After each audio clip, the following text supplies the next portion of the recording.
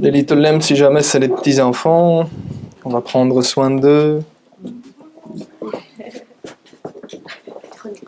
Vous voyez, le Seigneur répond à chacun en fonction des besoins. Parce que les enfants ont des besoins également. Mais les adultes ont des besoins aussi. N'est-ce pas?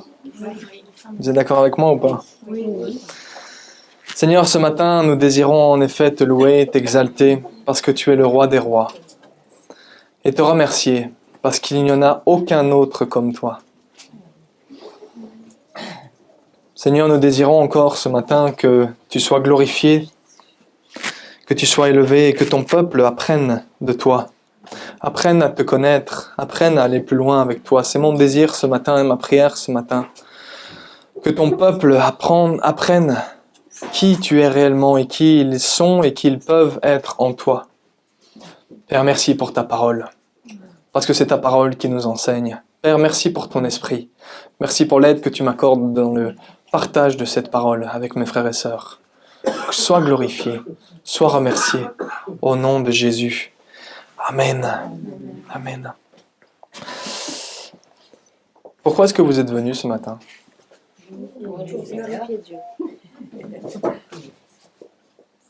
Vous êtes sûr? Est-ce que tout le monde est venu pour glorifier Dieu? Vous êtes sûr? Oui. Vous pas?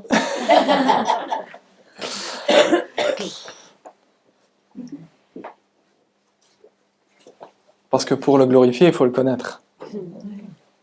N'est-ce pas? Alors vous savez, nous venons d'abord parce que nous avons des besoins. Parce que chacun d'entre nous, dans notre vie, nous avons pris conscience que nous sommes tout à fait, et le mot est bas, nous sommes tout à fait misérables sans lui. Misérable, c'est un état de fait, d'accord? C'est pas une insulte, loin de là. C'est un état de fait de dire, nous sommes dans la misère sans lui. Nous nous retrouvons dans la boue, nous sommes malheureux sans notre Créateur. Pourquoi? Parce que c'est notre Créateur qui nous donne un but. C'est notre Créateur qui nous a créés, et lorsqu'il nous a créés, il nous a donné un but. Amen. Il a donné un but à l'humanité qui est de prendre soin de la terre, de s'aimer les uns les autres et de prendre soin les uns des autres aussi. Mais l'homme a dans sa rébellion, et depuis Adam et Ève, a refusé d'accepter ce que Dieu voulait et a désobéi volontairement à ce que Dieu voulait. Et en désobéissant volontairement à ce que Dieu voulait, vous savez, c'est comme un enfant qui est avec ses parents et ses parents lui disent voilà ce qu'il faut faire. Et l'enfant il dit non, moi j'ai pas envie. Est-ce que c'est la faute des parents? Mais non, c'est l'enfant qui refuse. Alors les parents vont pas être d'accord, hein, on se comprend, hein, bien entendu, pour vous qui avez des enfants, ils vont pas être d'accord. Mais est-ce que le fait que les enfants refusent quand ils sont plus grands d'écouter, est-ce que c'est la faute des parents? Non, parce que chacun fait ses choix. Et l'être humain fait ses choix. Et l'être humain a depuis le commencement appris à ne pas faire ce que Dieu voulait. Et en ne faisant pas ce que Dieu voulait, nous on appelle ça le péché. Il a péché. Il a péché, pas péché comme ça. Hein. Il a péché. Il a raté la cible. C'est l'explication la plus simple, la définition la plus simple de ce que nous pourrions ressembler. Mais c'est quelque chose de sérieux. Il est vraiment rentré dans... Oui, il a manqué la cible. Il est passé à côté de ce que son Créateur voulait pour lui. Et à cause de cela, il a suivi systématiquement, l'homme a suivi systématiquement, l'homme et la femme, d'accord, l'être humain, a suivi systématiquement ses propres pensées, ses propres désirs, son propre intérêt, et s'est constamment écarté de Dieu. Jusqu'à un moment où on dit, je suis si loin que je ne m'en sors plus. N'est-ce pas? N'avons-nous pas tous fait le constat que nous sommes seuls, abandonnés, seuls dans une pièce, mais le Seigneur, lui, continue à dire, viens vers moi. Parce que là se trouve ta solution. C'est pour cela que Dieu a envoyé son Fils Jésus-Christ, dont nous parlons si souvent, mais que nous comprenons si peu dans le monde. Nous voyons Jésus et nous disons, mais c'est quoi cette histoire de Jésus? Mais Dieu t'a tellement aimé, toi, qu'il ne voulait pas que tu restes dans la misère. Il voulait pas que tu restes, et il ne veut pas, encore aujourd'hui, c'est le cas, hein, d'accord? Il ne veut pas que tu restes seul. Il ne veut pas que tu restes abandonné. Il ne veut pas que tu restes triste. Il ne veut pas que tu restes malheureux ou malheureuse. Il ne veut pas que tu restes dans cette misère, mais il désire justement que tu sois heureux ou heureuse. Mais la seule solution pour être réellement heureux ou heureuse, c'est de se remettre en accord avec son Créateur. Et c'est pour cela que Jésus est venu. Afin, il le dit, je suis le chemin, la vérité, la vie. Personne ne vient au Père, personne ne vient à Dieu que par moi. Pourquoi? Parce que l'homme a désobéi. Et la loi, c'est que l'homme qui désobéit mérite la mort. C'est comme ça. Vous l'expliquez le pourquoi? C'est comme ça. C'est comme vous dire noir, c'est noir. Mais je ne sais pas vous expliquer pourquoi c'est noir. C'est juste le résultat. La conséquence logique du péché, de la rébellion, eh ben, c'est la mort. Autrement dit, la séparation éternelle avec Dieu. Le principe de la mort, c'est ça. Le principe de la mort, c'est pas notre corps qui s'arrête. Hein. Parce qu'on pense que que le corps s'arrête. Mais l'être humain, il continue. Hein. Il y a juste l'enveloppe qui s'arrête. Ça, c'est pas la vraie mort. La vraie mort, c'est d'être séparé de Dieu. Et la vraie mort éternelle, c'est d'être séparé avec lui pour l'éternité. Et Dieu ne veut pas être séparé de toi. Il veut que tu sois heureux et heureuse, mais il sait que pour cela, eh bien, toute seule ou tout seul, tu n'allais pas t'en sortir. Donc, qu'est-ce qu'il a fait? Il a dit, je veux envoyer mon propre fils. Mon propre fils, parce que vous ne vous en sortez pas. Donc moi, je vais venir vous aider. Afin que lui, vous qui étiez supposé mourir, parce que depuis votre enfance, vous désobéissiez, s'il y en a qui me disent, on ne désobéissait pas, on a fait du bien dans notre vie. J'aimerais que vous vous réexaminiez un peu vous-même. Est-ce que quelqu'un a déjà menti ici? Oui? Ben oui, qui est-ce qui n'a pas menti autour de la table, j'allais dire, et pas de table, dans la pièce? Qu'est-ce qui s'est jamais mis en colère? Jamais? On va voir ça. Vous voyez? Qu'est-ce qui a jamais volé? Les gens vont dire, non, moi j'ai jamais volé. T'as déjà téléchargé une vidéo sur Internet? T'as déjà téléchargé un film illégalement? T'as déjà téléchargé une chanson sans pour autant l'acheter, la payer? Ben, ça s'appelle du vol. Voleur. Quelqu'un qui vole, c'est un voleur. Hein. Désolé. Hein. Désolé d'établir les faits, mais c'est la réalité de la situation. Quelqu'un qui ment, ah oui, mais moi j'ai jamais menti. T'es sûr? Est-ce que tu as toujours dit la vérité à 100%? Mais j'avais pas envie de l'offenser, de lui faire du mal. Ben voilà, t'as menti. T'as pas dit la vérité. Et celui qui ment, c'est un? Voilà, on a compris. C'est la réalité, c'est pas, je vous lance pas la pierre, hein, parce que je fais partie de ceux qui avaient aussi besoin de Jésus, et qui en ont toujours besoin d'ailleurs.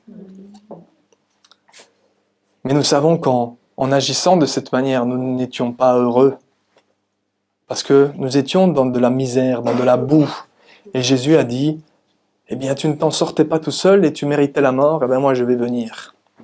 Je vais venir afin que toi tu ne meurs pas.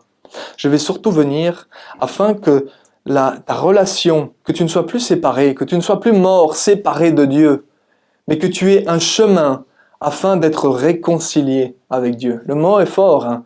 On devient réconcilié avec Dieu. Avant, on était ses ennemis. Mathias l'a dit tout à l'heure. Avant, on était ses ennemis. Pourquoi? Parce qu'on faisait le contraire de ce que lui voulait.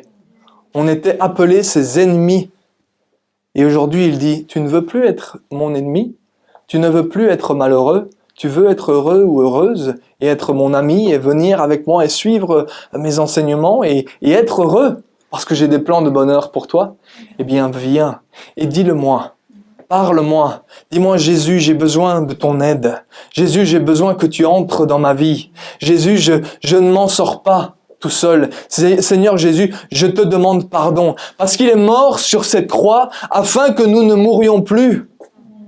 Afin que nous soyons réconciliés avec le Père. Il a versé son sang afin que nous n'ayons pas à être séparés du Père et verser notre sang. Il l'a fait pour nous, pour toi et pour moi. Afin que nous soyons réconciliés avec Dieu et que nous ayons... Je sais qu'on n'aime pas ce ce mot-là? Une chance d'être heureux. Une opportunité d'être heureux, merci Annika. Une opportunité, une occasion d'être heureux. Une manière d'être heureux. Vous comprenez? Qui désire être heureux ici? Vous pas? Oui, quand même. Me laissez pas tout seul.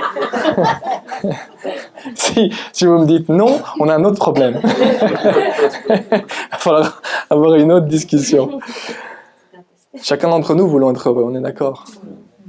Mais chacun d'entre nous savons que si nous voulons être heureux, il y a besoin de transformation. Parce que si nous ne sommes pas heureux maintenant, c'est qu'il y avait un problème dans la situation dans laquelle nous nous trouvions. Amen.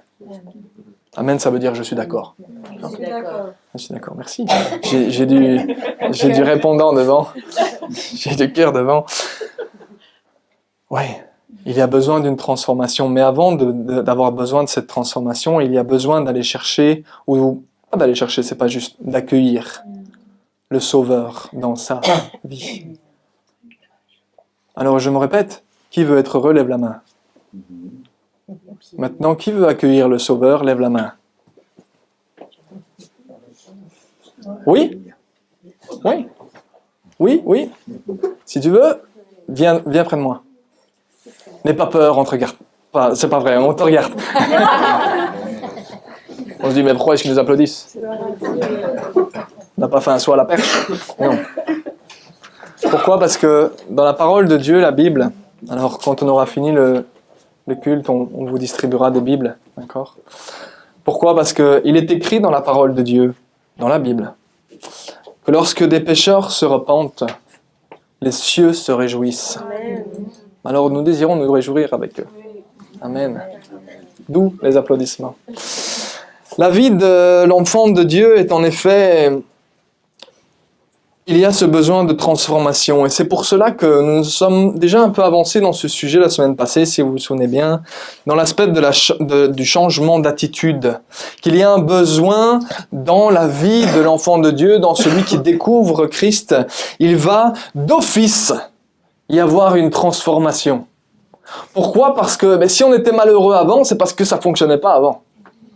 Donc il faut absolument qu'il y ait une transformation dans le cœur de la personne premièrement, c'est d'où l'accueil de Jésus dans notre vie, mais ensuite cet accueil, le fait que nous ne sommes plus seuls va se manifester physiquement dans une différence, une manière différente d'agir, d'où les bons résultats ensuite, d'accord? C'est le principe.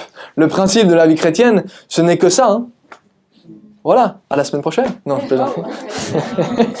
Mais la réalité, c'est que c'est quelque chose de tout à fait simple. Jésus, lorsqu'il est arrivé, et même Jean-Baptiste, avant même que Jésus n'arrive, il disait « Repentez-vous, changez d'attitude ». Ce n'est, repentez-vous, l'un comme l'autre, ce ne sont que deux mots. Changez d'attitude. Changez. C'est Dieu est avec vous maintenant, donc changez. Changez dans votre fonctionnement, changez dans votre vie de tous les jours, changez dans votre manière d'agir, votre manière de parler. Vous voyez, la vie d'un enfant de Dieu, la vie d'un chrétien, elle est très simple. On a tendance à en faire quelque chose de tout à fait compliqué. Ah, maintenant que je suis chrétien, maintenant que je suis enfant de Dieu, qu'est-ce que je vais devoir faire? Vais-je devoir me lever le matin et faire 8 prières? Vais-je devoir le soir? Vais-je devoir l'après-midi aller au temple? C'est les juifs qui disaient ça, d'accord? Parce qu'ils allaient au temple autant de fois sur la journée. Vais-je devoir faire ceci et vais-je devoir faire cela? Alors oui, ça fait partie de la vie chrétienne, de prier, d'avoir une relation avec son Seigneur, bien entendu. Mais il n'y a pas de règle établie. Pourquoi? Parce que c'est une relation. Le principe de la vie chrétienne, c'est que dorénavant, on va vivre la vie, mais qu'on n'est plus tout seul à marcher. Que Dieu est systématiquement avec nous. Et que c'est surtout ça qui va faire la différence. C'est surtout lui qui va faire la différence. Ce que lui est, qui va se manifester au travers de nous dans notre vie de tous les jours, c'est ça qui va faire la différence. Vous voyez, on a une vue du christianisme, malheureusement, à cause de ce que nous avons vécu dans notre histoire, nous avons une vue du christianisme, une vue très monastique. Le chrétien, c'est d'office celui qui doit se retirer, qui doit se mettre dans un endroit bien particulier. Le chrétien, c'est d'office celui qui va devoir aller à tel endroit et faire autant de choses, où il va devoir accomplir certains actes, certaines œuvres, afin de pouvoir être sauvé. C'est absolument pas ça. La vie du chrétien, c'est une vie très simple. C'est quelqu'un qui va être dans le monde, mais qui ne va plus agir de la même manière. C'est ce que Jésus a fait. Il est venu sur terre. Je vous ferai dire que ce qu'on lit sur Jésus, vous savez, il avait quel âge quand on a commencé à pouvoir lire ce que nous lisons le concernant? Alors oui, on lit sa naissance, on est d'accord. Il y a un petit épisode quand il avait 12 ans. Mais bizarrement, entre 12 ans et 30 ans, silence radio. Nada, rien. Et celui qui vous vendra, qui sait ce qui est écrit, c'est pas vrai. Parce que dans la parole de Dieu, il est écrit, on ne sait pas. D'ailleurs, il n'est pas marqué, on ne sait pas, il n'est rien écrit. Du coup, on tire la conclusion qu'on ne sait pas. D'accord? Donc, c'est le principe. Entre 12 et 30 ans, qu'est-ce qu'il a fait? On sait que son père était charpentier. Donc, pour chacun d'entre nous, ça semblerait logique qu'il puisse avoir travaillé avec son père en tant que charpentier. Mais encore une fois, on sait juste que lorsqu'il va arriver dans son village, ils vont dire « Ah, n'est-ce pas Jésus, le fils de Joseph le charpentier ?» Ils vont le reconnaître. Il semblerait qu'ils le connaissaient bien. Ben oui, il a vécu et grandi avec eux. Ce qu'il a fait.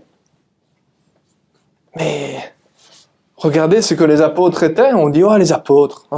On nous les vend comme des l'auréole sur la tête. C'était des êtres humains comme vous et moi. Il y en avait plusieurs qui étaient pêcheurs.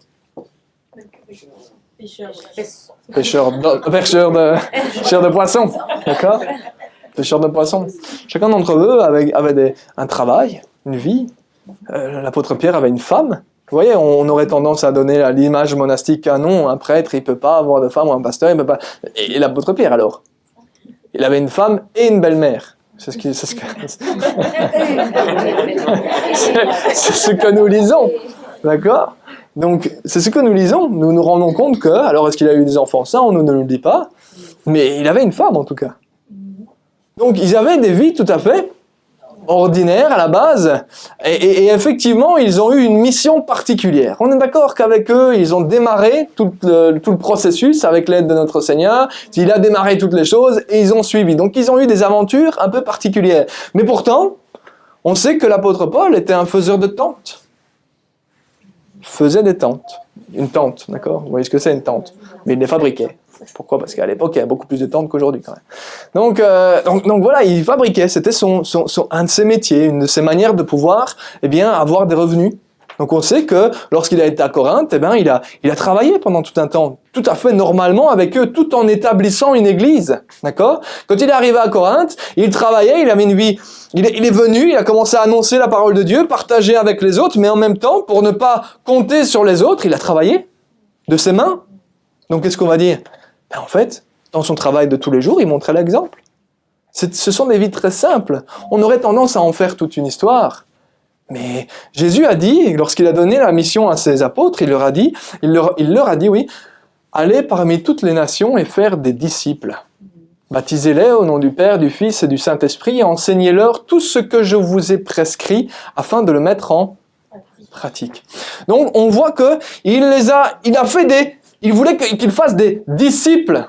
Le disciple, c'est quoi? C'est celui qui va avoir une vie tout à fait simple, dans la vie de tous les jours, mais dans son attitude, son comportement, sa manière de fonctionner. Il peut avoir toutes sortes de travail. Ça peut être une dame qui va travailler à faire du ménage, ou une dame qui va être cuisinière, ou une dame qui va être... Quel métier est-ce que je pourrais trouver d'autre? Enseignante, merci Déborah. D'accord? Ça pourrait être un homme qui travaillait sur le chantier, qui travaillerait conducteur. Ça peut être des disciples. Pourquoi? Parce qu'ils vont montrer, dans la vie de tous les jours, ils vont être disciplinés. Ah bon? Ils vont être disciplinés à faire quoi? À suivre ce que le maître a enseigné. Et dans leur vie de tous les jours, ils vont suivre l'exemple du maître dans leur vie et dans leur fonctionnement de la vie de tous les jours. Et c'est là qu'ils vont faire la différence. Et ils vont montrer, par leur pratique, par leurs mains, par leur fonctionnement, une différence. Ils ne vont pas seulement parler, mais ils vont, Mathias l'a dit tout à l'heure, merci Mathias, ils vont faire. Et c'est dans leur fonctionnement que le monde va voir la différence et qu'ils vont se poser des questions. Comprenez? C'est cela. La vie du chrétien, elle est simple. Chacun d'entre nous avons des tâches et tout le monde n'est pas appelé à prêcher la parole, ou du moins de cette manière-ci dans l'Église, ou à enseigner la parole, ou être un prophète, un apôtre, un évangéliste, tous ces ministères qui sont annoncés dans la parole. Tout le monde n'est pas appelé à être cela. Pourquoi? Parce que l'image, c'est quoi? La Bible nous montre qu'il y a des personnes avec une mission un peu particulière. Mais on a tendance aussi, il a le micro, il est pasteur d'une église, donc, le pasteur. N'est-ce pas, Mathias? Pas toi, merci, c'est gentil. Un tel, il a dit ceci. Tel grand prophète dans tel endroit a dit ceci. Non. Ce sont des personnes qui sont au service. Ils ont une mission un peu particulière. Les ministères dont la parole de Dieu parle, que ce soit le pasteur, mais que les prophètes, évangélistes, apôtres, enseignants, celui qui va enseigner. Quel rôle est-ce qu'il a? Eh bien, il a un rôle de former. L'image, pour que vous compreniez tous, vous avez déjà vu des films ou des choses enfin, films, même pas besoin de voir des films, vous connaissez le fonctionnement d'un camp militaire. Oui. Un soldat, avant d'aller à la guerre, qu'est-ce qu'il doit faire? Il doit apprendre. Il doit être formé avant d'aller au combat. Donc, où est-ce qu'il va aller? Pour ceux qui ont fait leur service militaire, n'est-ce pas? Ceux qui ils vont aller et ils vont se faire former. Et dans les camps militaires comme ça, eh bien, qu'est-ce qu'il y a? Il y a des formateurs.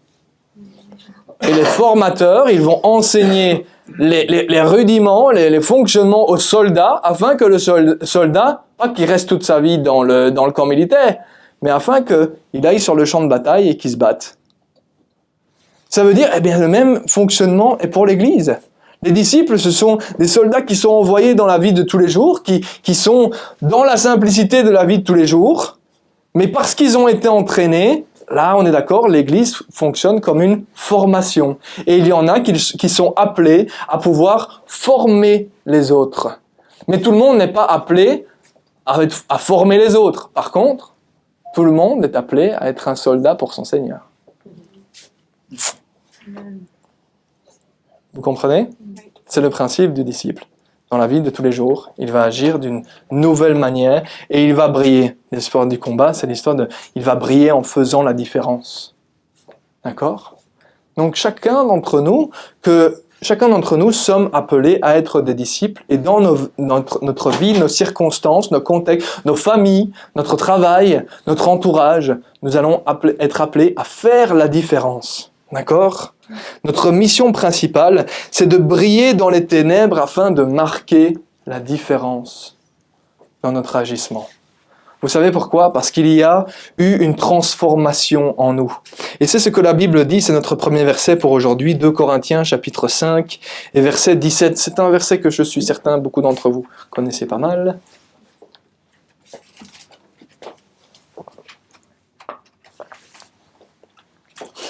Notre but et notre mission principale, ça va être de marquer la différence. Mais pour marquer la différence, il faut déjà que la différence soit en soi.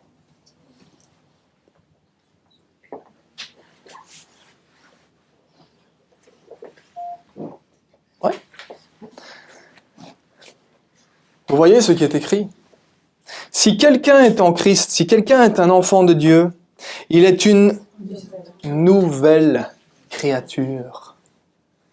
Il y a une transformation.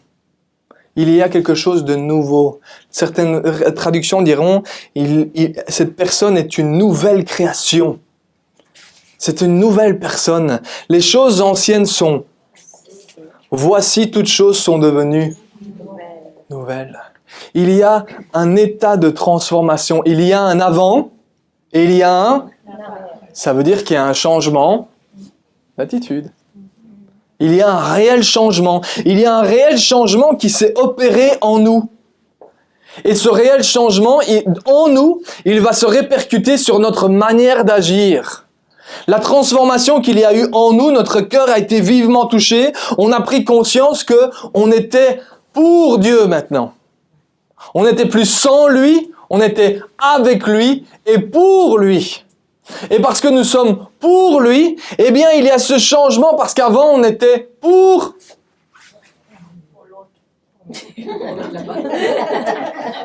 L'autre, il a un nom. Le diable, ouais. Et aussi Tout pour moi, c'est moi le centre, c'est mes intérêts, ce que moi je veux. Et ça, effectivement, c'est influencé par le diable, on est d'accord.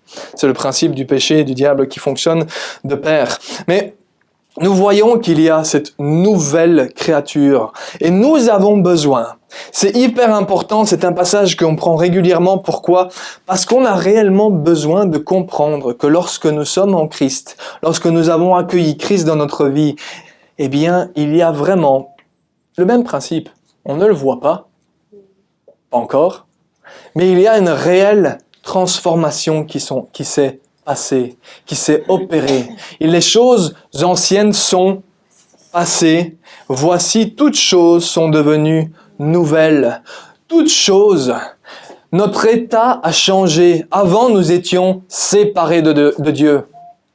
Avant, nous étions ennemis de Dieu. Avant, nous étions pas dans la paix. Nous étions dans le malheur. Avant, nous étions pas heureux.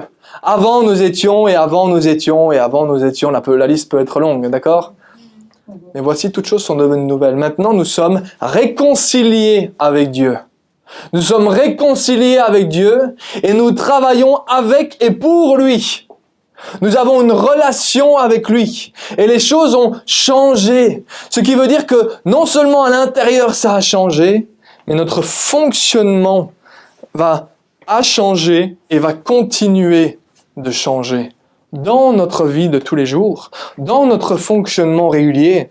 Et c'est pour cela que nous avons vraiment besoin de prendre conscience, et je sais que ça peut paraître un peu bizarre au début, mais prendre conscience qu'on est réellement une nouvelle personne. Ce que nous étions auparavant, eh bien, ça n'est plus. Maintenant, avec lui, je deviens une nouvelle personne. Mon cœur a changé. Vous savez pourquoi est-ce qu'on dit qu'on est une nouvelle personne ? Mais parce que clairement, mon cœur a changé, ma vie a changé, mes objectifs ont changé. Tout change. On ne vit déjà même plus pour la même raison. Donc d'un coup, notre vie change, nos objectifs changent, tout est chamboulé, et on dit, c'est vrai qu'avant je vivais pour ça, maintenant, non, je vis pour lui. Tout devient nouveau.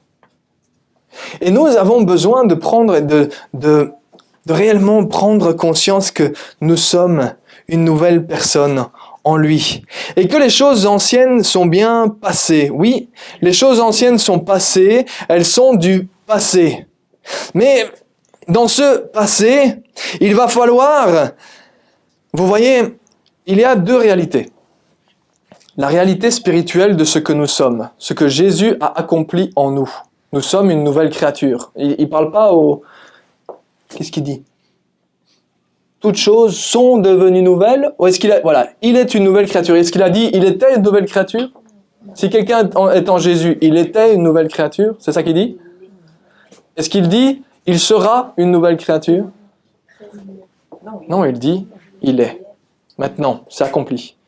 Celui qui est en Christ, il est une nouvelle créature. C'est la vérité de la parole de Dieu. Il dit, celui qui est en Christ, il est cette nouvelle créature. Il y a cette réalité de la vérité que Dieu dit. Tu es une nouvelle créature, à toi qui es en Jésus, à toi qui es en Christ. Ça, c'est la réalité spirituelle et la vérité que Dieu annonce. Maintenant, cette réalité spirituelle, nous avons besoin de savoir que le spirituel a une incidence sur le physique. Vous savez ça ? Oui. Le spirituel a une incidence sur le physique. Eh bien, il va y avoir le même processus. Ce qui s'est passé spirituellement en nous, ce changement, va commencer à avoir un changement physique dans notre fonctionnement, dans notre comportement, dans notre manière d'être et notre manière de fonctionner. Et c'est cela que nous avons besoin de voir. Les choses anciennes sont passées. Donc nous allons devoir combattre afin que les choses anciennes, eh bien que réellement la réalité physique, ce soit que tout devient nouveau, qu'il y ait réellement un nouveau comportement. Et le point important, et c'est un passage particulièrement important pour chacun d'entre nous, on en a parlé d'ailleurs un petit peu vendredi, mais on n'a pas pris le passage ensemble. Si nous prenons Romains chapitre 6, verset 11. Romains chapitre 6 est un chapitre particulier parce qu'il va vraiment en accord avec la discussion que nous avons pu avoir vendredi soir. Mais regardez ce qui est écrit. L'apôtre Paul nous dit, de la même manière, vous aussi, considérez-vous comme morts pour le péché et comme vivants pour Dieu en Jésus-Christ notre Seigneur. Vous voyez, il y a une différence entre ce que Dieu dit et ce que nous voyons. Tout le monde me suit jusque-là? Il y a une différence. Dieu dit, vous êtes une nouvelle créature. Mais nous, de nos yeux, on dit, ben ouais, mais je ne le vois pas. Vous comprenez maintenant la différence entre les deux réalités. Dieu dit, voilà la vérité. Et nous, on dit, mais nous, moi, je ne le vois pas dans le physique. Et c'est là où cette transformation intérieure, cette réalité intérieure, va devoir se manifester dans ce qui est physique, dans notre comportement. Et c'est pour cela qu'il dit, vous aussi, considérez-vous. Autrement dit, vous savez ce que ça veut dire? Quand on dit considérez-vous, vous comprenez ce que ça veut dire? Moi, ce verset-là, ce qu'on vient de lire, c'est un verset qui m'a, dans les derniers mois, qui m'a bouleversé. Enfin, qui m'a vraiment choqué dans la manière dont il est construit. Parce qu'il dit, considérez-vous. Voyez-vous vous-même d'une nouvelle manière. Dieu dit quelque chose, et nous ne le comprenons pas tout de suite. Dieu donne une réalité, et il dit, vous êtes sauvés. Est-ce que vous le voyez que vous êtes sauvés? Pourtant, c'est une réalité, et Dieu le dit. Et nous, on est supposé lui faire confiance, donc croire dans ce qu'il dit. Eh bien, c'est le même principe, il dit ici. Il dit, Dieu dit que vous êtes une nouvelle créature. Maintenant, regardez-vous vous-même, examinez-vous vous-même, regardez votre comportement et comprenez, considérez, voyez-vous vous-même d'une nouvelle manière. Vous êtes désormais morts pour le péché. Toutes ces anciennes manières d'agir, vous êtes morts par rapport à ces anciennes manières d'agir. Ce n'est plus vous.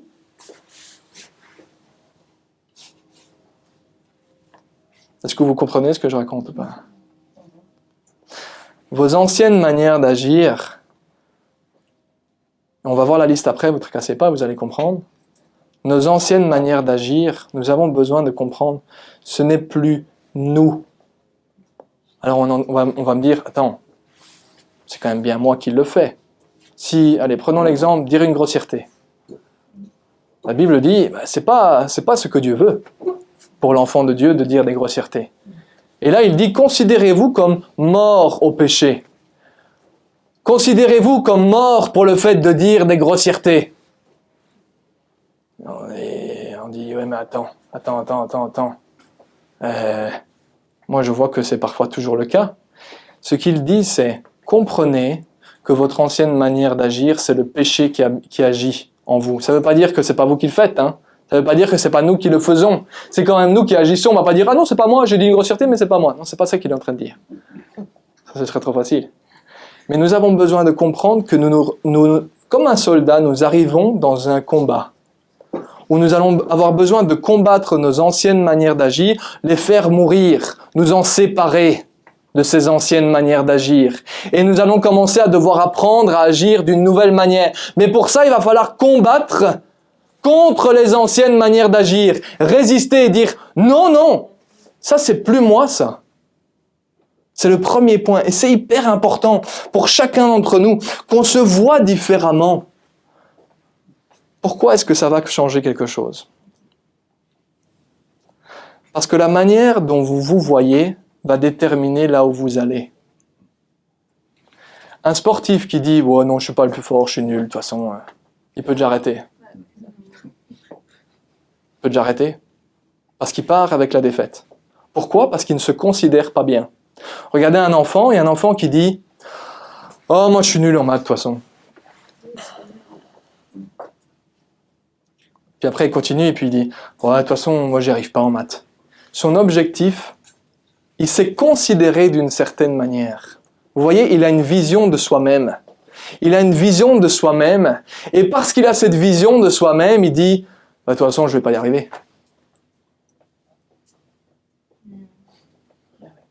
Il part déjà perdant. Il part déjà perdant. Et c'est là que la parole de Dieu nous dit, Dieu dit, la vérité, c'est que vous êtes une nouvelle créature. Vous êtes vraiment une nouvelle personne, même si vous ne le voyez pas encore, peut-être. Vous êtes réellement une nouvelle personne en vous. Alors, il dit, commencez à vous considérer vous-même comme une nouvelle personne. Pourquoi? Parce que quand vous allez considérer que vous êtes mort au péché, vous allez commencer à voir le péché comme un ennemi. Vous allez commencer à pas être d'accord avec le péché. Vous allez commencer à pas être d'accord. Si vous tolérez le péché, autrement dit, on reprend l'exemple des grossièretés parce que c'est un exemple facile. Si je tolère le fait, bon, je dis des grossièretés, et alors? Jamais. Ça ne changera pas. Pourquoi? Parce que tu es d'accord avec. Tu t'es mis d'accord avec. Tu es d'accord avec le fait de dire des grossièretés, ben ça ne changera pas. Tu vas continuer dans l'objectif et tu vas continuer à être quelqu'un qui, nous allons continuer, parce que je suis inclus, à parler de manière grossière. Alors que si notre vision des choses change, nous comprenons et nous disons, mais non en fait, être grossier, c'est pas un enfant de Dieu ça.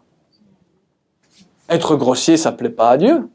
Être grossier, c'est pas comme ça que je suis une nouvelle créature. On garde mon exemple simple, hein, d'accord? C'est pas comme ça, c'est pas ça la nouvelle créature. C'est pas être grossier. Alors on va commencer à voir ça, ce comportement-là, comme quelque chose qui n'est pas normal pour un enfant de Dieu. Et on va commencer à émettre de la résistance. Et on va dire, mais non, un enfant de Dieu, il parle de manière correcte, sans dire de grossièreté. Et là, vous voyez, on a élevé l'objectif. Mais on l'a élevé dans ce que Dieu dit. Avant, on passait à côté, on ratait la cible. On ratait la cible en se disant, bon, c'est bon, Dieu est d'accord. Non, c'est pas ce que Dieu veut pour les enfants de Dieu. Mais nous avons besoin de considérer les mêmes objectifs que ce que Dieu dit.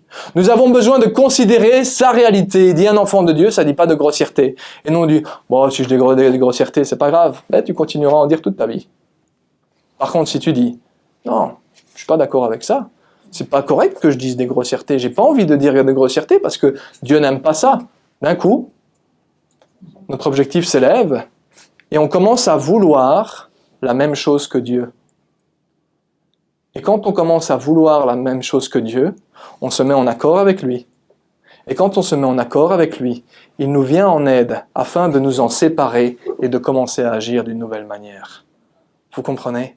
C'est pour cela qu'il dit, et c'est pour cela que je dis ce passage est tellement important parce qu'il dit considérez-vous vous-même, considérez-vous comme mort, pour le péché et comme vivant pour Dieu en Jésus-Christ. Vous voyez, ce passage, il est intéressant parce qu'il montre que nous sommes réellement une nouvelle personne. Les anciennes manières, ce n'est plus vraiment moi, c'est l'ancien moi. D'accord? Les mauvaises manières, c'est l'ancien moi. Et d'ailleurs, on a parlé vendredi, si vous vous souvenez bien, du fait que Jésus était mort à notre place. Vous vous souvenez de ça?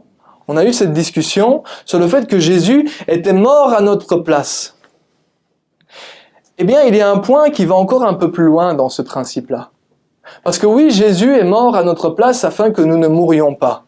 Mais dans Romains chapitre 6, il explique quelque chose d'intéressant.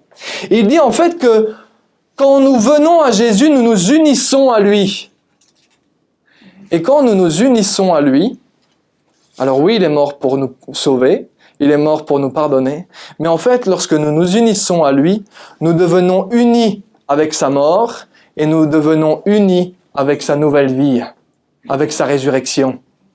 Ce qui veut dire que les choses anciennes sont amenées à mourir et les nouvelles choses sont amenées à arriver. Il est supposé y avoir une nouvelle vie. D'accord? Et c'est là qu'est aussi important cette image. L'image de cela, c'est quoi? C'est l'histoire du baptême. Vous connaissez l'histoire du baptême? Oui. Vous savez ce que c'est le baptême? Oui. Bon alors, je vais vous laisser un petit blanc pour être sûr que vous me répondez. Vous savez ce que c'est le baptême d'eau? Oui. C'est quoi le baptême d'eau? Merci, Dani. T'as dit oui, maintenant tu peux répondre. Oui, parce que j'ai pris mon baptême. Oh. Elle plonge dans l'eau. Ce que tu es en train de me dire, c'est que tu as été à la piscine. Non, Fallait le dire. ça, relevé. Ouais. Et alors, il y avait une prière et j'ai accepté le Seigneur. Allez, tu l'as fait les deux en même temps, du coup. Allez, ok. Mais le baptême, est-ce que c'est la manière dont vous voyez le plus souvent dans notre culture ici, en Belgique? Comment est-ce que ça fonctionne dans notre culture, le baptême? On baptise les petits-enfants et on fait tac-tac sur leur tête. Voilà, ça y est, il est baptisé. C'est absolument pas ce que la parole de Dieu raconte. C'est absolument pas l'image que la parole de Dieu nous dit. Mais la parole de Dieu nous montre quelque chose d'important. Et vous savez quoi? On va attendre Priscilla. Parce qu'elle a besoin de l'entendre aussi. Si vous voulez boire un petit verre d'eau, c'est le moment. Hein. Moi, j'en ai.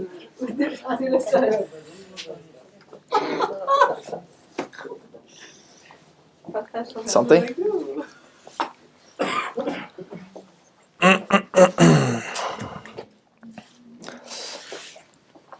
Voyons, on n'est pas très religieux ici. L'Église, c'est comme une famille pour chacun d'entre nous. Donc, nous sommes ici en famille. N'est-ce pas? Amen. Donc, quand on est en famille, alors oui, il y a le respect pour notre Seigneur, évidemment, parce qu'on vient quand même pour lui et on le respecte, hein, on est d'accord avec ça. Mais on sait qu'on vient aussi en famille, par amour les uns avec les autres. Et donc, on est heureux d'être les uns avec les autres. Vous êtes heureux d'être là? Oui. Amen. Ouais. Moi aussi. On en a pour combien de temps? On en a pour longtemps. Non.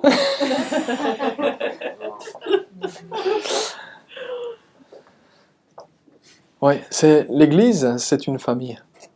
Et réellement, c'est ce que nous désirons vivre. Nous désirons le vivre en famille. C'est pour ça qu'on aime se dire bonjour les uns aux autres. N'est-ce pas? Et vraiment, pas dire bonjour, salut, ça va? N'est-ce pas, Mathias? Salut, ça va? Bonjour. Mais pouvoir réellement s'intéresser à l'autre. Alors ça va, je peux redémarrer. Elle est là. On t'attendait, Priscilla. Non, t'inquiète. J'ai comblé. Il n'y a pas de souci. T'inquiète pas. C'est juste parce que je voulais que tu entendes ça aussi. D'accord? Je sais que tu prends beaucoup de notes, c'est pour ça que je sais qu'il faut... si tu rates quelque chose... Hein. L'image que nous avons de cet avant et de cet après, ce chapitre de Romains chapitre 6, il est particulièrement important parce qu'il nous montre l'image du baptême. Et l'image du baptême, eh bien, c'est effectivement, vous voyez, on a parlé vendredi, je récapitule un petit peu, on a parlé vendredi qu'il était mort pour nous, mais en fait, c'est pas seulement ça. C'est que lorsque nous sommes unis à lui, lorsque nous sommes avec Jésus, eh bien, nous devenons unis aussi au fait qu'il, lui, est mort, et que lui est ressuscité. Donc d'une certaine manière, nous sommes morts et nous sommes ressuscités. Les choses anciennes sont passées, nous sommes morts au péché. Voici toutes choses sont devenues nouvelles. Nous vivons pour Dieu dans la résurrection de Jésus-Christ. Vous comprenez l'image? C'est là où nous sommes unis avec Jésus et de la même manière qu'il est mort à cause du péché, il est mort au péché, eh bien il est ressuscité pour Dieu. Ça devient le même principe pour chacun d'entre nous. Et le baptême d'eau, non. Pour ouvrir la parenthèse, non, ce n'est pas mettre un peu d'eau sur la tête d'un enfant. Le baptême d'eau, il a une réelle importance dans la marche de l'enfant de Dieu. D'ailleurs, Oulia, si tu me mets la structure de l'Église, vous remarquerez que c'est la première étape. Ou la deuxième? La deuxième. Vous voyez, la personne, elle vient à Jésus-Christ et elle accueille Jésus dans sa vie. Elle est vivement touchée dans son cœur. Qu'est-ce qui s'est passé dans la vie de cette personne? Eh bien, son cœur a été transformé, elle est une nouvelle créature et à l'intérieur d'elle, tout change. Eh bien, le baptême, ça va être le symbole, la concrétisation de ce qui s'est passé à l'intérieur. C'est pour cela que nous voyons que soyez convertis, et il dit baptisez-les au nom du Père et du Fils, du Saint-Esprit. Qu'est-ce qu'on fait quand on baptême quelqu'un? Quand on baptise quelqu'un? Quand on baptise quelqu'un, qu'est-ce qu'on fait? Qu'est-ce que fait la personne? Elle est complètement immergée dans l'eau, et puis elle en ressort. Qu'est-ce que ça veut dire? Eh bien, elle sort une ancienne créature, et elle ressort une nouvelle, en laissant tous les péchés derrière. En fait, le baptême pour l'enfant de Dieu, c'est comme, vous voyez, c'est comme deux personnes qui s'aiment et qui veulent se marier. Vraiment, elles ont été touchées dans leur cœur, l'un pour l'autre. Mais après, il faut qu'elles se marient. On est d'accord. Elles vont se marier, c'est la suite logique des choses. Eh bien, le mariage, c'est comme le baptême pour l'enfant de Dieu.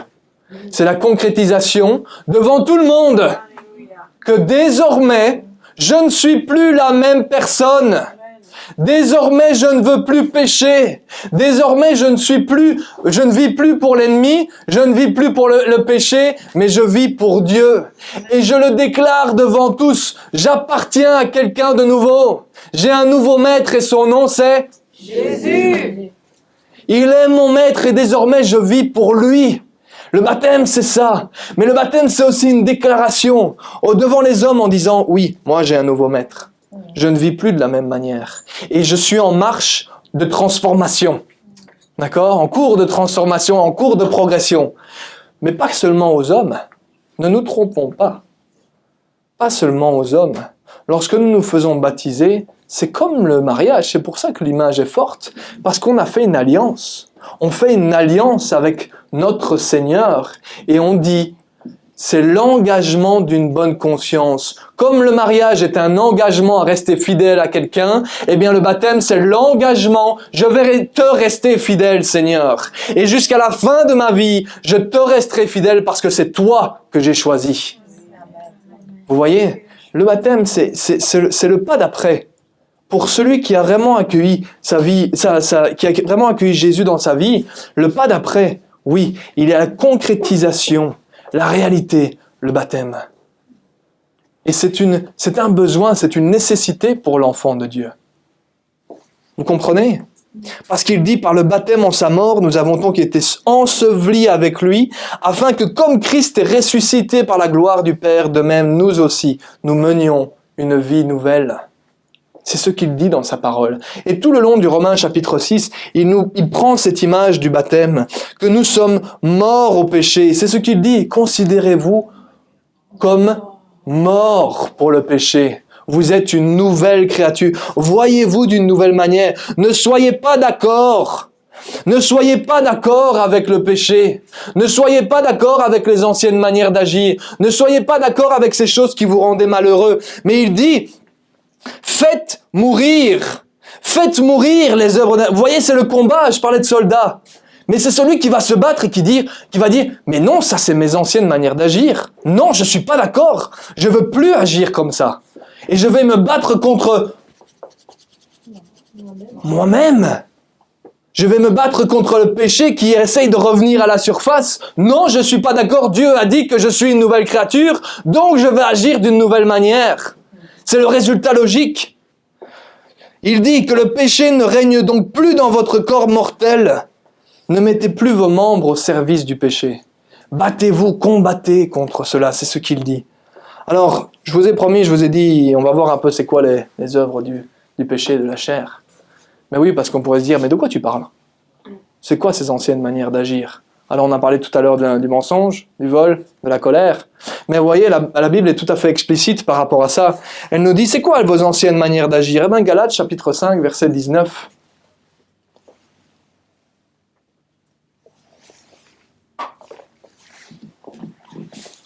Vous voulez savoir pourquoi est-ce qu'on était malheureux ? Mais quand on lit cette liste, on la comprend. On comprend pourquoi. Parce qu'il dit les œuvres de la chair, les voilà. Les œuvres de la nature humaine sont évidentes. Ce sont l'adultère, l'immoralité sexuelle, l'impureté, la débauche, l'idolâtrie, la magie, les haines, les querelles, les jalousies, les colères, les rivalités, les divisions, les sectes, l'envie, les meurtres, l'ivrognerie, les excès de table et les choses semblables. Je vous préviens comme je l'ai déjà fait, ceux qui ont un tel comportement n'hériteront pas du royaume des cieux. Ceux qui ont un comportement comme cela et qui sont OK, on va dire ça comme ça aujourd'hui, ils sont OK d'agir comme ça. Vous comprenez cette expression ? Ils sont d'accord, c'est pas grave, on peut agir comme ça. Eh bien, ils ne verront pas Dieu agir dans leur vie parce qu'ils tolèrent. Ils sont d'accord, ils se battent pas contre les anciennes manières d'agir.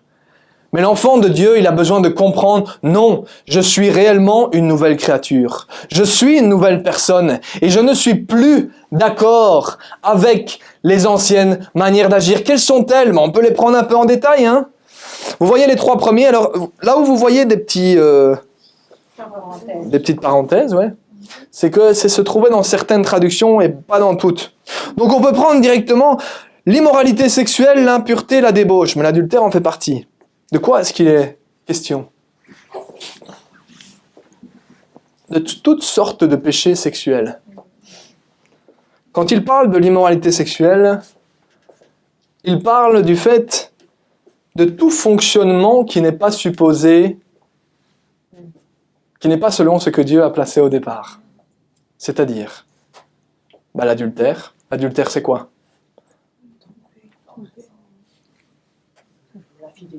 Vous avez peur des mots? L'infidélité. Être infidèle.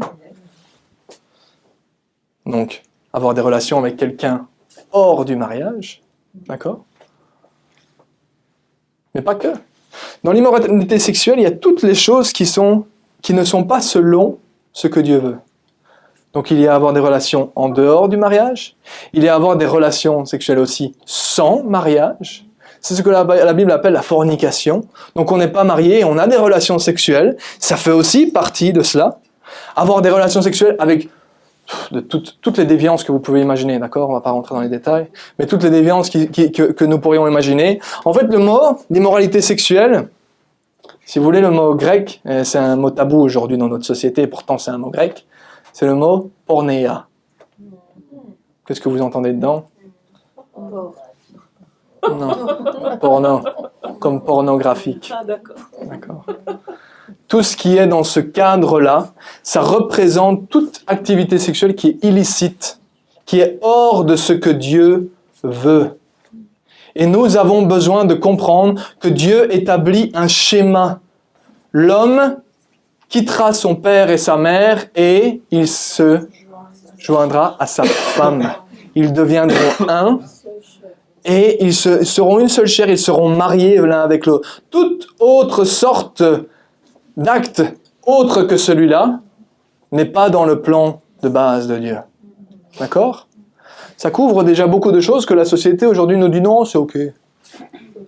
Et nous, en tant qu'enfants de Dieu, nous avons besoin de pouvoir dire non, c'est pas ok, je suis pas d'accord avec ça. C'est pas ok. Je ne suis pas d'accord avec ce genre de choses. Et toutes sortes de débauches qu'on peut trouver, toutes sortes d'impuretés, même de mouvements, le fait de chercher à attiser l'autre. Dans le cadre de ce que nous lisons, l'impureté, la débauche, il y a le fait d'attiser l'autre. Par des mouvements, par une manière de s'habiller, toutes ces choses, ce sont les œuvres de la nature humaine. Maintenant, on avance un peu et on voit l'idolâtrie, la magie. C'est quoi tout ça?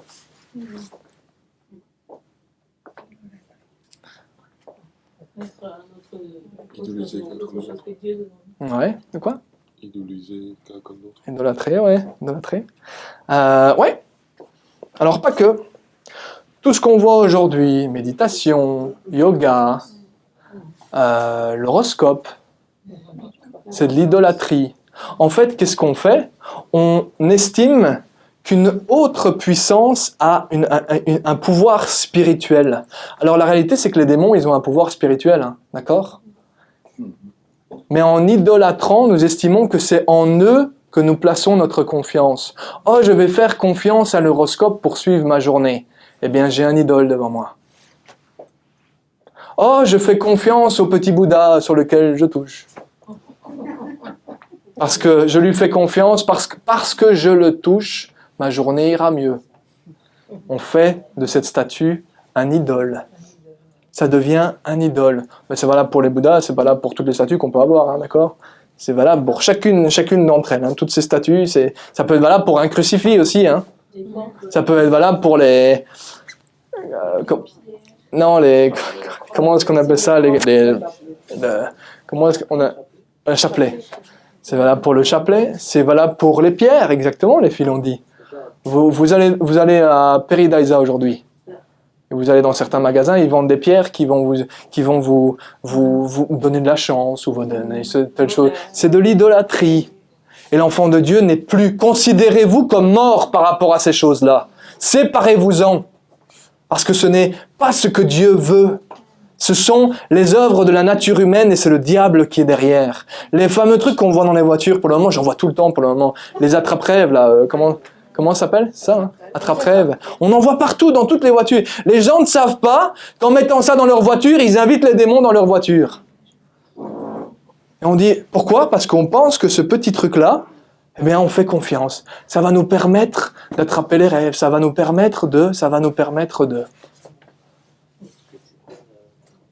Vous voyez pas ce que c'est l'attrape-rêve? Si, hein? Le truc avec des trucs qui pendent, là. D'accord? Et on les met parfois au-dessus du lit. Parce qu'on met sa confiance dans autre chose. Et ce n'est pas ce que Dieu veut. Dieu veut qu'on mette sa confiance uniquement en lui.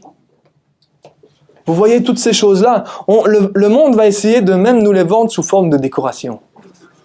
Et on ne prend même pas conscience qu'on invite les démons dans notre maison. C'est dingue, hein? C'est dingue cette histoire-là. Oui, t'inquiète. Passez une bonne journée. Au revoir. Donc on ne prend même pas conscience de cela.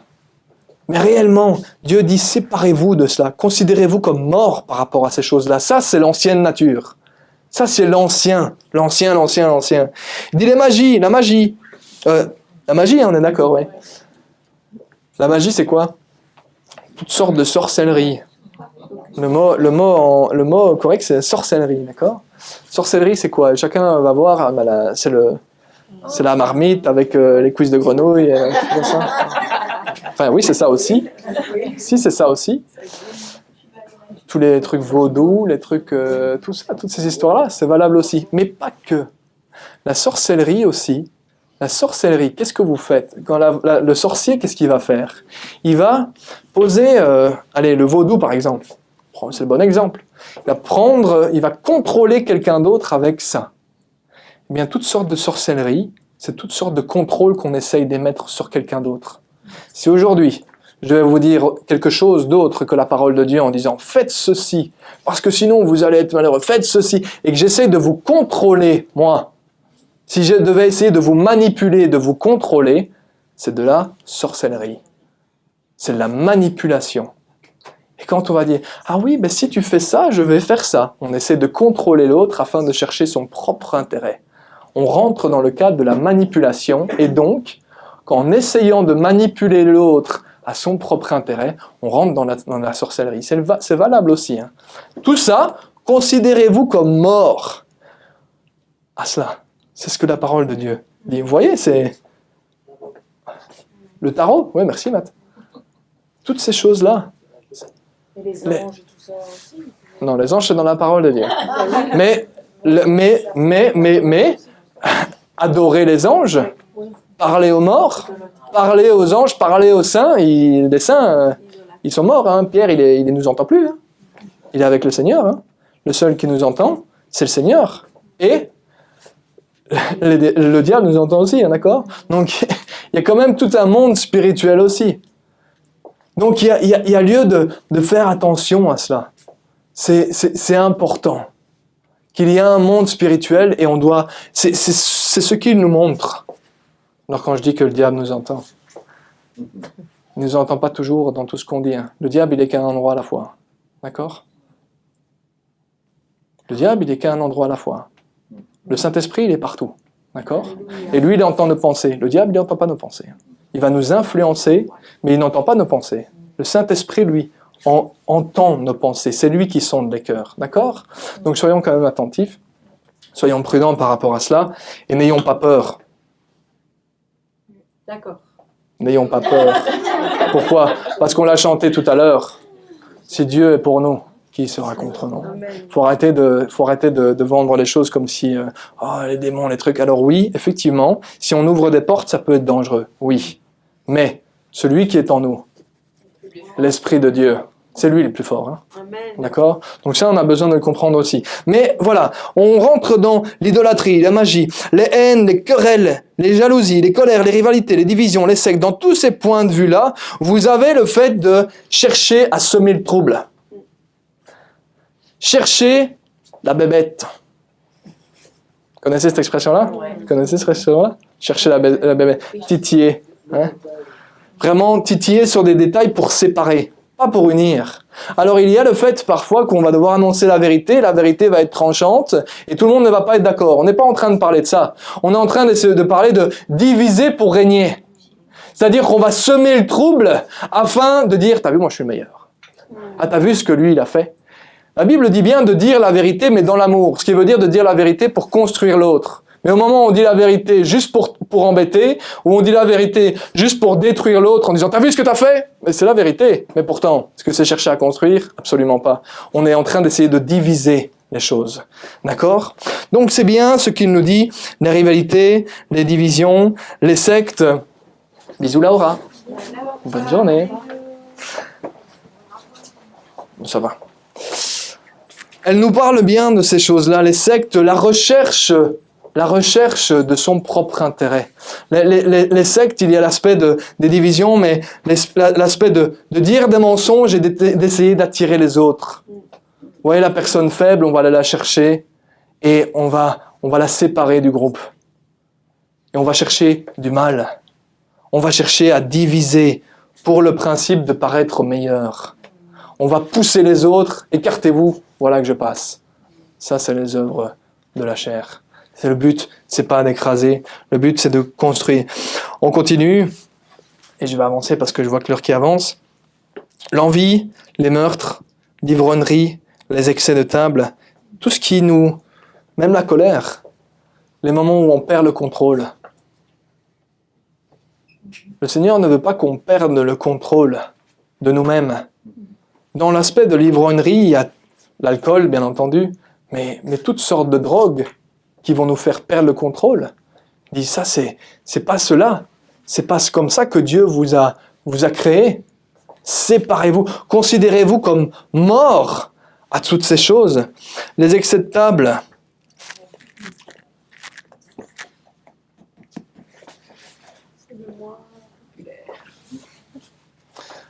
Les excès de table, alors notre traduction ici nous dit l'excès de table, d'autres nous diront les orgies. Pourquoi? Parce que ils parleront des fêtes qu'on faisait à un certain temps où tout le monde buvait, mangeait jusqu'à excès et faisait toutes sortes d'autres excès dont je n'ai même pas besoin de mentionner le nom, d'accord?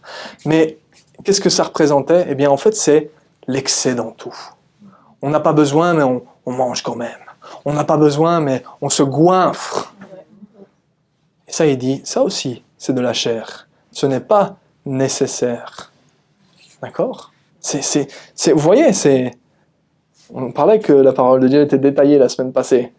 Dans les détails, le Seigneur nous montre notre ancienne manière d'agir. Mais il dit, considérez-vous comme morts à ces choses-là.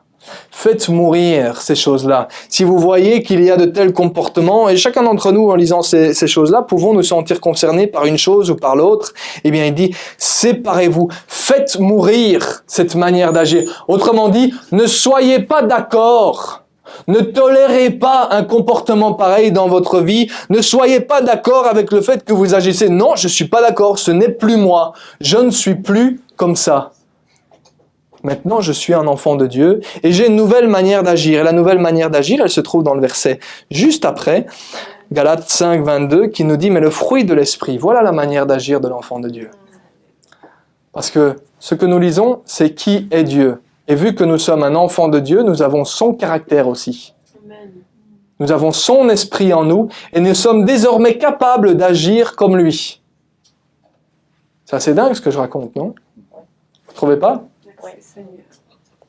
Que parce que l'Esprit de Dieu est en nous, Dieu nous rend capables d'agir comme Dieu, comme Jésus. Vous voyez, on parlait d'objectifs qu'on met haut. Mais Dieu dit, voilà la marche. Vous pouvez, je vous ai rendu capable d'agir comme moi. C'est assez dingue, hein? On est d'accord, hein? Je suis d'accord. C'est dingue, mais pourtant c'est une réalité. Quand on se laisse conduire par Dieu, il va nous amener à être transformés petit à petit, jusqu'à agir, apprendre à agir comme lui. Ça ne veut pas dire qu'on ne va pas faire des erreurs, hein? On va encore en faire, hein. On va tomber. Mais le principe, ça va être de se relever, et en se relevant, d'apprendre à agir de cette nouvelle manière. Le fruit de l'esprit, c'est l'amour. Donc chercher l'intérêt de l'autre. La joie, la paix, la patience, la bonté, la bienveillance, la foi ou la fidélité, d'accord, en fonction des traductions, la douceur, la maîtrise de soi. De quoi est-ce qu'il parle? L'amour, chercher l'intérêt de l'autre. La joie, même quand ça ne va pas, je sais que Dieu est avec moi. Amen. Donc, je suis dans la joie. Alors, est-ce que ça veut dire que tous les jours, je marche comme ça? Non, merci. Parce que ça, c'est pas du cœur. Mathias a dit tout à l'heure, du cœur, les gars. Ben oui. Parce que du cœur, c'est... Mais non, la réalité, c'est que, oui, la situation est compliquée, oui, j'ai telle difficulté, mais si Dieu est avec moi, qui sera contre moi? Oh Seigneur, t'es avec moi. Merci Seigneur, parce que t'es avec moi. Je suis dans la joie. L'apôtre Paul, il était dans les prisons et il continuait à louer le Seigneur. Pourquoi? C'est parce qu'il savait que même en étant dans le pire endroit, il dit, et alors? Mon Seigneur est avec moi. Donc, je me réjouis, parce que de toute façon, je sais qu'il est avec moi. Il y a de la joie, et c'est pas juste d'être foufou. Non, c'est vraiment dire, je vis des moments compliqués pour le moment, mais ça va, le Seigneur est avec moi, et je suis heureux de vivre, et je suis heureux de le servir, et je suis heureux de vivre avec lui. Comprenez? La paix non seulement par rapport aux autres, mais la paix en nous-mêmes, d'être réconciliés avec Dieu. D'être vraiment dans la paix, peu importe ce qui va se passer, il parle d'une paix qui dépasse tout entendement, toute compréhension. Pourquoi? Mais parce que de nouveau, oui, les choses ne vont pas. Et oui, il y a des difficultés. Et Dieu est avec moi. Et quand j'ai vraiment un souci, il dit, ne t'inquiète pas, parce que je suis avec toi. Fais-moi connaître tes besoins avec une attitude de reconnaissance. Tourne-toi vers moi et pense à moi. Et tu verras. Tu te dis, bah oui, en fait, oui, il y a telle et telle difficulté, mais ça va, je suis dans la paix. Oui, je sais que le Seigneur est avec moi. Et il est où le problème? Ben, il n'y en a pas. Parce que Dieu est plus grand, Dieu est tout puissant. Dieu, tu es bien au-dessus de tout autre. Vous comprenez? Pourquoi m'inquiéterais-je? Le plus grand est à mes côtés. Le plus grand est en moi. Et il m'enseigne. Et même dans les moments où je tombe, eh bien, il m'apprend à me relever et il m'apprend à marcher. Donc oui, ça m'embête de faire des erreurs. Ça, on est d'accord. Ça embête tout le monde. Enfin, j'espère. Est-ce que ça embête tout le monde de faire des erreurs? Ben oui, ça embête tout le monde de faire des erreurs. Mais le Seigneur dit, tu crois que je ne le savais pas? Allez, viens. T'as fait, vous savez, on dit, c'est en forgeant qu'on devient forgeron. C'est en forgeant, qu'on devient forgeron. D'accord? C'est en pêchant qu'on devient pêcheur, quoi. D'accord? C'est en chassant qu'on devient un bon chasseur. D'accord? Tous les exemples sont valables, hein? Mais l'expression nous dit c'est en forgeant qu'on devient forgeron. Donc, ok, on va apprendre, et quand on va apprendre, parfois on va se planter, on va faire une erreur, et puis on va y redémarrer. Ah ok, ça va aller. On apprend. C'est ce que le Seigneur veut. La patience, donc la patience, c'est pas seulement juste dire « Oh, j'ai la patience pour recevoir mon colis Amazon aujourd'hui. » Alors c'est ça aussi, mais c'est surtout, le mot en anglais est différent, c'est long suffering, donc la patience dans la souffrance. Même quand rien ne va, même quand on est rejeté, même quand on ne se sent pas bien, on va patienter. Même quand il y a la persécution, même quand il y a un abandon, etc., on va patienter dans la paix, dans la joie. On va pouvoir se tenir, d'accord? La bonté, la bienveillance se rejoignent l'un l'autre, agir avec bonté envers les autres, agir avec générosité envers les autres, être aimable, être agréable. Ça n'empêche pas de dire la vérité, mais on peut être aimable. L'enfant de Dieu, c'est pas celui qui va tirer la tronche toute la journée, d'accord? C'est normal. D'accord, ça c'est normal non plus. La bienveillance, la fidélité, donc être fidèle, c'est-à-dire que quand je dis que je vais le faire, je le fais. Et quand on te dit que je ne vais pas le faire, je ne vais pas le faire. Tout. Non, hein, tu ne peux pas, hein. Bon, allez, c'est bon, prends-le quand même. Voilà. Donc, de fidélité. Oui, c'est oui. Non, c'est non. Point barre. La fidélité, c'est ça aussi, c'est respecter sa propre parole. Dire, je vais faire cela, et je vais le faire. considérez-vous comme mort au fait de ne pas respecter votre parole, mais considérez-vous comme vivant dans le fait de, oui, je vais respecter ma parole et je vais faire ce que j'ai dit que j'allais faire. La douceur, c'est-à-dire être humble, se laisser enseigner. La maîtrise de soi, c'est le contraire de ce qu'on a vu tout à l'heure en disant, je pique vous savez, vous avez déjà eu ça, où vous êtes mis en colère et vous ne savez pas vraiment pourquoi. Ça a juste fait, voilà, c'est ça. Ça veut dire quoi? On perd le contrôle. Et Dieu dit, non, calme. Si tu sens que ça monte, ça c'est un apprentissage, hein.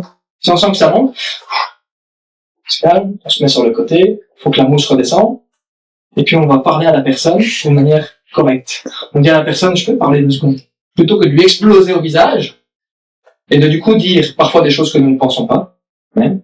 Plutôt que de faire ça, on se retire, et puis on va la voir, on dit, on peut parler 2 secondes, écoute, ça j'ai pas apprécié, on va dire les choses calmement. On va être vérité, mais on va dire les choses calmement. Voilà, la parole de Dieu nous dit, Galates 5, 24, 25, ceux qui appartiennent à Jésus-Christ ont crucifié leur nature propre avec ses passions et ses désirs. Ceux qui appartiennent à Jésus-Christ, ils ont ce désir de ne plus agir de cette manière-là. D'accord? Ça ne veut pas dire qu'il y a des choses que tout va venir du jour au lendemain. Mais il y a une progression, une marche, un pas après l'autre. Mais le principe de base, et c'est là que nous avons besoin de nous souvenir, et je conclurai avec ça, que le Seigneur est bon.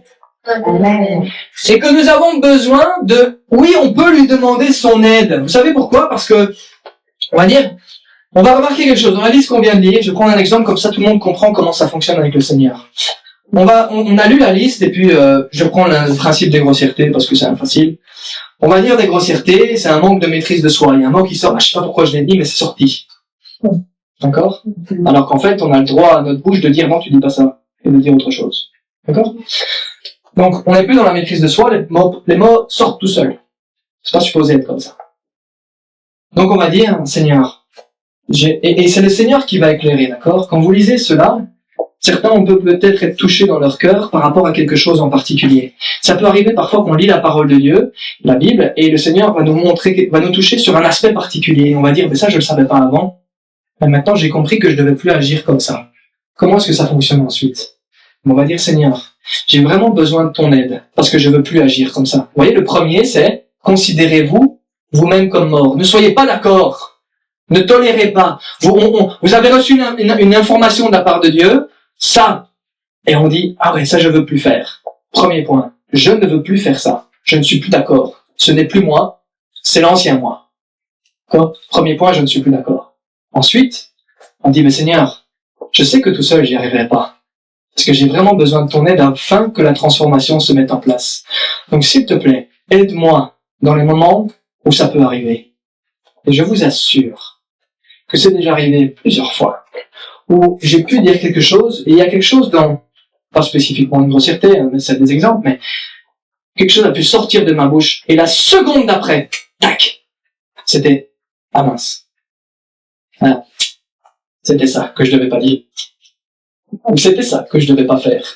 Et on s'en rend compte la seconde après. Qu'est-ce qu'on fait? On dit, pardon Seigneur. Mais vous voyez, déjà là, il nous a aidés, parce qu'il nous a aidés à le détecter. Et on va commencer à prendre conscience de comment ça fonctionne. On va commencer à analyser le problème en disant, ah, ça se déclare chaque fois de cette manière-là. Ou à tel moment, ou à tel moment. Et on va dire, Seigneur, parce que tout seul, on va pas y arriver. Hein. Seigneur, j'ai vraiment besoin de ton aide. Je veux faire mourir. On doit faire mourir. Je veux combattre cette chose-là. Je suis pas d'accord avec. J'ai besoin de ton aide. Afin que tu me montres quand c'est en train d'arriver. Et je vous assure qu'il y a des tas de fois, le Seigneur est vraiment bon. Parce qu'on sent que ça, et ça fait... Zut! Ah non! Et il y a des tas de fois où, vous voyez, le Seigneur va nous montrer, il y a parfois des choses qu'on n'a pas envie de dire, mais qu'on doit dire, et il y a parfois des choses qu'on ne devrait pas dire, mais qu'on va dire. Et il y a des tas de fois où, allez, je peux prendre un exemple dans notre vie où je dis, j'allais sortir quelque chose, et il y a non, on va dire ça. On s'arrête. Et puis on était lancé dans la phrase. Vous voyez, l'autre personne, elle surtout, on était allé dire quoi? Et là, on a juste envie d'une chose, c'est de le dire. Pourquoi? Parce que ça, c'est la chair. C'est la nature humaine. C'est « Ah, j'ai juste envie de le dire. » C'est assouvir quelque part son désir de partager. Alors que l'Esprit de Dieu en nous dit « Non, faut pas dire ça. C'est pas édifiant, ça va pas l'aider, c'est pas bon pour elle ou pour lui. Faut pas dire ça. » Et nous, on dit « Ah, mais j'ai vraiment envie de le dire. » Et là, vous voyez. Maintenant, vous comprenez l'histoire du soldat. Il combat. Il combat entre les deux. Il a un choix à faire. Soit tu choisis de suivre ce que Dieu est en train de te dire parce qu'il t'a parlé. Tu ne sais pas comment, mais t'as eu ce vin. Et tu fais, mais quand j'ai demandé de l'aide à Dieu, effectivement, il est en train de me montrer. On va peut-être se planter. Hein. Peut-être que les premières fois, on va pas obéir et puis on va le faire quand même. Et puis on va dire, pardon Seigneur. Parce qu'on va le savoir après et on va se souvenir, on a dit, mince, j'avais prié. Il m'a parlé, j'ai pas écouté, j'ai pas fait. Pardon Seigneur. Pardon. Aide-moi pour la prochaine fois à être encore plus attentif. Et la prochaine fois, ça va peut-être arriver 1 fois, 2 fois. Le juste tombe 6 fois, mais il se relève. Donc il va faire des erreurs. Mais au bout d'un moment, il va comprendre et la transformation va s'opérer. 7 fois, pardon, merci. Il va tomber 7 fois, je ne sais pas pourquoi j'ai dit 7 fois. Il va tomber 7 fois, mais il va se relever. Et vous voyez, c'est ça le fonctionnement. Dieu est bon. Et quand on lui demande son aide, il intervient, il répond, il parle. Mais nous avons besoin de comprendre que tout seul, on ne va pas. Mais vous voyez le point de départ. Et c'est là-dessus que j'aimerais insister et conclure là-dessus. C'est le fait qu'on ne doit pas être d'accord. On ne doit pas tolérer vis-à-vis de nous-mêmes. On doit être quelque part dur avec soi-même en disant « Non, je ne suis pas d'accord avec cette manière d'agir. » Le moment où le Seigneur l'éclaire, d'accord ? On peut pas, il va montrer, le Seigneur est bon aussi, et il sait que chacun d'entre nous avons une marge de progression, d'accord ? Et il va montrer une chose après l'autre. Et c'est là où il parle de la progression dans la sainteté. Parce que petit à petit, on apprend à agir différemment. Comme un enfant qui apprend à marcher. Il apprend, il tombe. Il apprend, il se lève, il tombe. C'est pareil pour nous. Le Seigneur le sait et il va nous montrer une chose. On va travailler dessus jusqu'au moment où on a la victoire. Parce qu'on a combattu, on a la victoire. Tac, yes, merci Seigneur. Seigneur montre autre chose. Ça fait 15 ans que je suis occupé, moi, hein, cette histoire-là. Pour d'autres plus. D'accord ? Mais c'est le principe. C'est le principe. Ah, une chose, ah, ok. Ah, yes. Merci Seigneur. Tu m'as aidé, j'ai vaincu. Maintenant, j'ai appris à agir d'une nouvelle manière. Maintenant, autre chose. Et le Seigneur, point après point, il est bon. Mais le principe de base, c'est là qu'il dit ensuite, si nous vivons par l'Esprit, laissons-nous aussi conduire par l'Esprit. La conduite par l'Esprit, ça va être de faire mourir les œuvres de la chair et désirer faire ce que Dieu veut. Donc c'est le désir en nous de dire, non, je ne veux plus agir comme avant. Je ne suis pas d'accord avec. Et désormais, je veux faire ce que lui veut. Mais vous voyez, et j'insiste parce que j'ai insisté la semaine passée là-dessus aussi, c'est hyper important. C'est pas une religion. C'est pas tu feras pas, tu feras pas. C'est pas des règles qu'on met en place et qu'on dit les gars, débrouillez-vous. Non, il est là avec vous. Et c'est là où je dis demandez-lui son aide. Demandons-lui son aide. Parce que c'est une relation. Il marche avec nous et il va nous apprendre. C'est pas une religion. Dieu est vraiment avec nous. Il est vraiment à nos côtés. Il veut vraiment nous apprendre et il veut vraiment que nous progressions. Et pour ça, il dit, considérez-vous comme morts, ne soyez pas d'accord avec les anciennes manières d'agir et cherchez à agir comme moi je vous le montre. Amen. Vous avez maintenant le mode d'emploi afin de, dans la simplicité de la vie de tous les jours, de combattre. Amen. C'est ça que Dieu veut pour nous. Et c'est là où, comme on a dit tout à l'heure, on va marquer la différence. C'est comme ça qu'on va marquer la différence et que les autres autour de vous, vous commencez à se demander « Tiens, c'est bizarre, qu'est-ce qui lui arrive? Il a changé. Tiens, il dit plus de grossièreté. Tiens, il s'habille différemment. Tiens, il est différent d'avant. Qu'est-ce qui s'est passé ?» Et là, on dit « Ah ah, j'ai découvert quelqu'un. » Et il va dire « Qui ça ?» Il s'appelle Jésus. Et c'est lui qui m'enseigne, parce qu'il est mon sauveur et mon Seigneur. Toi aussi, tu veux le découvrir? Viens à l'église seulement. Ou viens le vendredi soir. Vous comprenez? C'est comme ça que Dieu veut qu'on fonctionne. Et là, on remplit vraiment notre rôle sur cette terre. Amen. Seigneur, te remercier pour ces moments et pour ta grâce, ta bienveillance. Seigneur, te remercier pour ton peuple et pour l'apprentissage, pour l'éclairage que tu apportes au travers de ta parole. Et cet après-midi, Seigneur, nous te remercions parce que tu es bon, digne de louange. Merci pour les moments que nous allons continuer à passer ensemble. Sois glorifié parce que tu es celui qui opère dans la vie de tes enfants et qui réellement touche les cœurs. Par la puissance de ta parole et par la puissance de ton esprit, sois glorifié au nom de Jésus. Amen. Amen. Soyez bénis.